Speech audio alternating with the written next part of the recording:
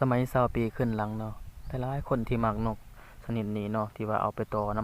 ำป่าน้ำไกลๆหมู่บ้านเนาะเพราะว่าสมัยก่อนมันจะมีหลายเนาะแต่ว่าเดี๋ยวนี้ก็บ่ค่อยมีละข้อยละเป็นผู้หนึ่งที่ว่ายังเอานกอันนี้มาต่ออยู่ในบ้านอยู่เนาะจุดแรกที่ต้องเฮ็ดเนาะก็คือเราต้องแซมใบไม้เบิด2ข้างเนาะเพื่อบ่ให้นกป่าตื่นแล้วก็ตกใจเวลามันเข้ามามันจังสิเลยโตนพะเนียดไว้หลังจากที่เราแซมพะเนียดแล้วเราก็ต้องเอาหมากไหมหรือว่าหาหมากไหมมาใส่เนาะเพื่อให้เวลาที่ว่านกปลามันเข้ามาเนาะมันเห็นหมากไหมในพะเนียดตุ่มนกเฮานี่มันก็จังสิลงไว้ถ้าบ่มีหมากไหมมันก็บ่ค่อยสิอยากลงปานใดก็จำเป็นต้องได้ใส่หมากไหมนำเนาะเพราะว่าในฤดูหน้านี่หรือว่ายามหน้านี่หมากไหมก็หลายพอสมควรอยู่เราก็ไปหาเอาตามผู้ตามนี่ก็ได้เนาะอันนี้ก็จะเป็นหน้าตาของหมากไหมเนาะที่ว่าบ้านข่อยเอิ้นว่าหมากหุ้นเนาะที่เฮาใส่เอาไปต่อนกกระแทกนี่นะหรือว่าเอาไปใส่เบ็ดหรือว่าซีดเบ็ดแกงในหัวในห้องน้ำใสเนาะก็ได้เนาะหมากอันนี้ปลามากินอันนี้ก็ต้องเอาไปใส่พะเนียดเนาะเพราะว่านกกระแทกมันมากินแล้วว่านกหัวจุกอันนี้เขาก็จะปิดเอาประมาณอยู่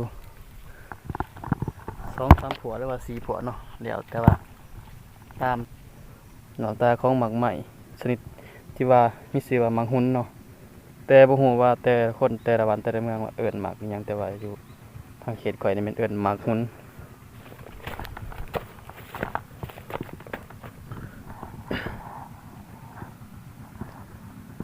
สมัยก่อนนี่เนาะคนจะมักต่อนกแต่ว่าเดี๋ยวนี้บ่ค่อยสิมีแล้วมันก็หลายปีคนก็บ่ค่อยเลี้ยงนกก็บ่ค่อยสิหลายปานใดแต่ก็ยังมีคนอยากเลี้ยงอยากได้อยู่เนาะ